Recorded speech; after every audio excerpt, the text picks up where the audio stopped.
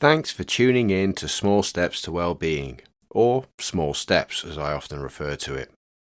If you like what you hear, then check out the channel every so often for a new episode. And if you have any feedback or would like my insight on a specific topic, then reach out and let me know. Hello and welcome to another episode of Small Steps with me, your host, Stephen Davis from Interactive Therapy. If you've listened to any of the earlier episodes concerning cognitive fatigue, then you will already be aware that its development is related to numerous overlapping factors. And the extent to which any of them may impact you is of course highly subjective. If you have not yet listened to the earlier episodes, I've included links to them in the description, but they should also be easy to find by checking through all available issues of the Small Steps podcast. You only really understand the influence that any of these factors will have on your well-being once you start experimenting with alternative perspectives. And it is this search for alternatives that I encourage throughout Small Steps to Wellbeing. So today we'll be exploring the impact that FOMO, or the fear of missing out, can have on cognitive fatigue, and how its appearance in our lives can be influenced by perfectionism and contribute to decision fatigue, demonstrating how intertwined our behavior can become to impact energy levels and increase cognitive fatigue. Missing out is, and always has been, central to our lives. But research has discovered that the desire to leave options open due to FOMO can, in some extremes, be so strong it can be harmful, impacting our physical and financial health. So let me use a couple of basic examples to explain. So imagine that you visit a restaurant.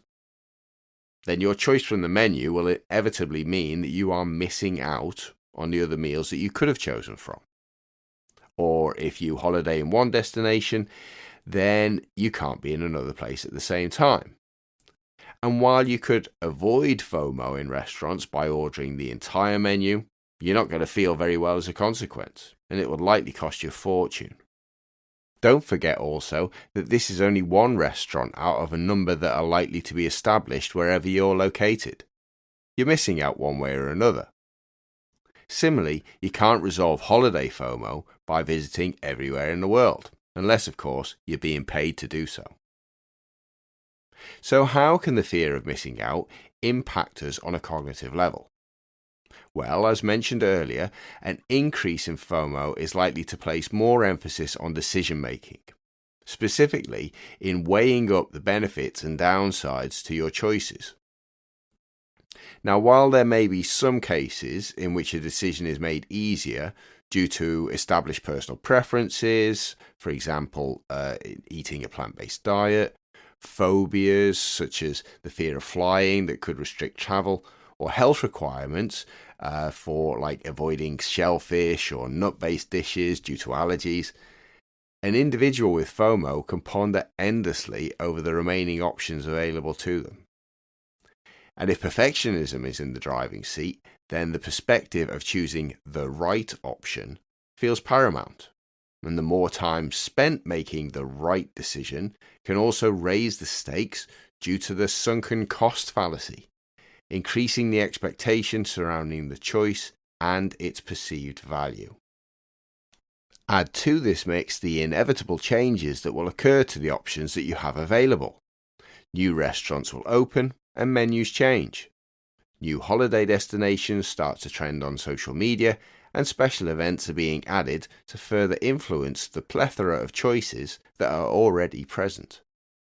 And finally, consider the perceived judgment that some can feel when explaining their choices to others, or if they start comparing their experiences to those of others within their network.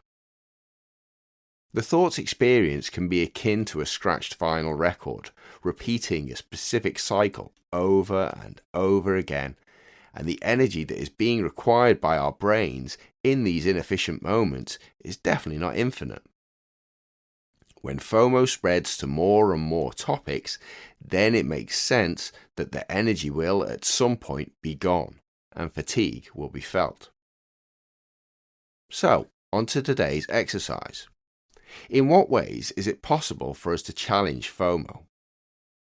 I'll provide one potential way, as always, that you can experiment with over time to observe the difference it should make to you suffering from FOMO. But let's start with an example, if maybe somewhat extreme. I was reading the other day about a Chinese commander, Xiang Yu, who in 207 BC, after ferrying his army across the Yangtze River, ordered his troops to sink their own ships and leave themselves with only enough rations for 3 days. He did this to show them that retreat was not an option and decisive action was needed in a short period of time.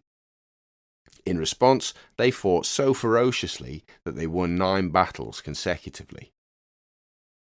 Now, in this example, Xiang Yu made the choice for his men, and there were no other options available.